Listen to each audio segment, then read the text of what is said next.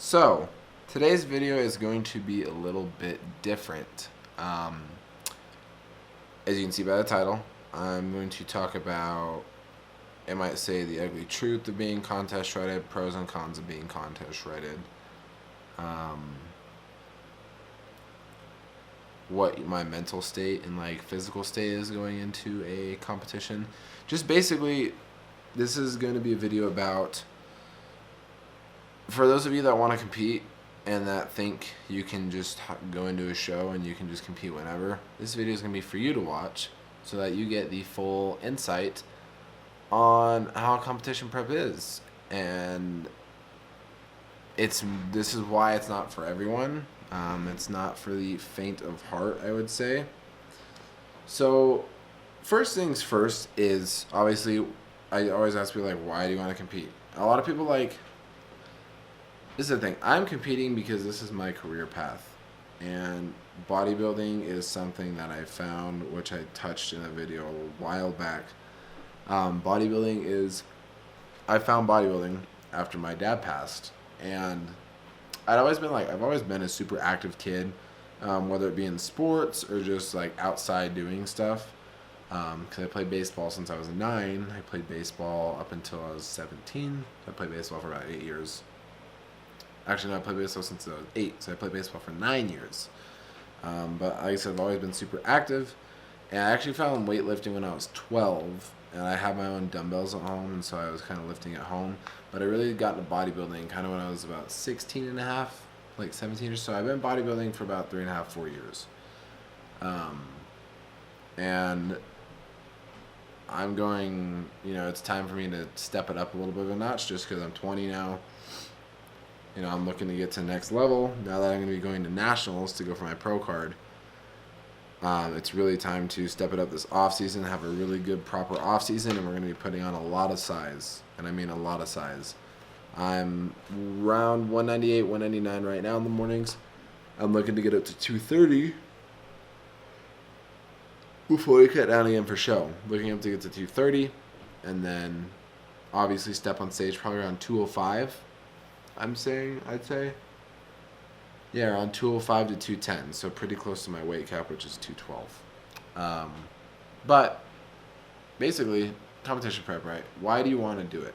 Like I said, I'm doing this because it's my career path. This is what I've chosen. Some people like to do it as a hobby. That's cool if you want to do it as a hobby, but a lot of people that do it as a hobby usually half-ass their prep. And I don't mean that in a mean way, but I mean it as in, if you're not doing this for not ethical, but if you're not doing this for reasons of this is going to be your career path, or it's going to be it's going to help you long term career wise. People that do it just as a hobby, I feel like they don't give it their all, and they don't put their heart and soul into it. And like I said, I don't mean that in a mean way, but when you do a competition prep, you need to be on the ball 24/7, 110% on the plan.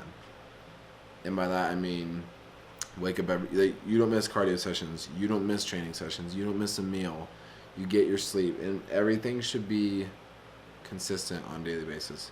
You do your fasted cardio at the same time every day. Obviously, there's gonna be some days where it's not gonna be the exact time, but when you get your body to that kind of state and you keep everything consistent, where fasted cardio every single day at 7 a.m. and you have your first meal of the day by 8:30, and you have meal 2 at 10:30, meal 3 at 12:30, meal 4 at 2:30, and you go train at 3:30. You keep that consistent every single day. The more consistent you can be with something, the better you're going to be at it. And that even goes for off season too. My off season right now, I've been pretty consistent with my meals. Meal timing. I'm getting everything in. I'm following the plan 110% to a T because I'm still on my reverse diet, but that'll be for another video. Contest prep. You need to be on the ball 100% of the way. There's no, I don't feel like eating. I don't feel like training. I don't feel like doing my cardio. No, if you are doing this show to fucking win, you need to do everything 100%. And that means missing out on time with friends, missing out on time with family. You can't go out and eat with friends. Can't go out and eat with family. You can't go out and do stuff. Unless, I'll go to the movies with friends, but I'll bring my meal with me. I'm going to eat it. I'll eat it cold in the movie theater. I don't care. But some people don't like to do that. So they're going to miss out on stuff. They're going to miss out on social events. They're going to miss out on a lot of stuff with friends. Your social life is pretty much in the dirt during prep, but you can still make it work. You take your meal out with you if you want to go out and eat with friends. And the reason why I don't do that is because I've done that before, and you always get the people that go, oh, well, can't you have this? You can have a drink of this. You can have a bite of this. It's not going to affect you. I got tired of hearing that, so that's why when I'm on prep, I don't go out. I don't go out and do stuff with people. And that's the thing, guys. My friend group, once I started bodybuilding, my friend group went from this big to this big. And the only people I really like, I have a couple friends outside of the fitness industry that are really close friends to me and that I love, and I'm happy that I have them. But most of the friends that I did have before, I don't anymore because of bodybuilding. And you know what? I am completely okay with that. I'd rather have a small friend group of only 10 friends that I'm really close with versus 50 people. You know, I have very, very close friends, and 98% of the people that I hang out with now are either bodybuilders or some way in the fitness industry, in the fitness world. So yeah, social life is not really a thing in prep, especially depending on how bad you want to win. You're going to do whatever it takes, and if that means missing out on every social event of the year, you're going to have to do it. So another thing is, physical-wise, body fat. Especially for women, when their body fat levels get very low, period stops, obviously hormones are changing. That's right, fucking period stops. It's more important for females to have a higher body fat percentage than men because of the reproductive system. But also for guys, we get down to very low levels, and then especially when you're at the pro level, you're going to be 3-4% body fat. And there are so many things that come with that, you guys. Like I said, hormones are out of whack. Your sex drive is usually pretty fucking tanked. Like, you don't care for anything. All you want is food at that point.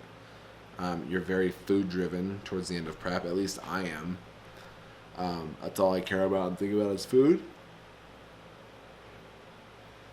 Because I like food in general. I'm a pretty big food dude. And I mean, a lot of bodybuilders are. We're like inner fat kids. That's why when we get cheat meals and stuff, we're like, just have everything we want. So yeah, food driven, sex drives in the tank, hormones are out of whack. And you feel like shit a lot too, guys. You don't feel that great. Especially towards the end of prep. The last 4 weeks, 3 weeks, like the last month and beyond that, you're not going to feel good. And this is the thing, if you're like 3-4 weeks out from a show and you're like, I feel great, I'm so energetic, you did something fucking wrong. Because you should not have energy like that 3-4 weeks out. Unless you just had a cheat meal or refeed, that makes sense. But when you're depleted, you guys, you have no energy. You don't. So for those of you that are like, I want to look like that, I want to be that lean year round, it's not attainable year round. It's being realistic. It's not, you can't be 3, 4, 5% body fat year round. It's not healthy to be like that year round. The day of show is the most unhealthy condition we are in as bodybuilders. The day of show. That is the most unhealthy day of the entire prep. The last 2 weeks is the hardest on your body, and then the day of show is the most unhealthy day. That also comes with a bunch of mental stuff to you guys. A lot of people will develop eating disorders. Where after show, like my coach was like, enjoy yourself Saturday night, and then all of Sunday, we're back on plan Monday. I ate quite a bit Saturday night, and then Sunday I didn't really eat that much. But bad food. Like I said, I had like pancakes. I had yogurts with granola. I had some banana bread on Sunday, but Saturday night was like the majority of it. Like burgers, fries, cookies, all that good stuff. Muffins. So good. But some people get to the point to where, they'll binge Saturday and Sunday and then come around Monday when you're supposed to get back on track. People can't do that. And I've known people who they will binge for a whole week, 2-3 weeks post-show. And that's dangerous because once you do that Saturday and Sunday, your body's probably going to be up a good 10 pounds, which all it is water weight.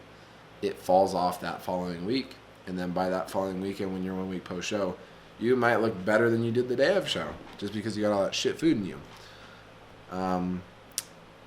But some people can't stop.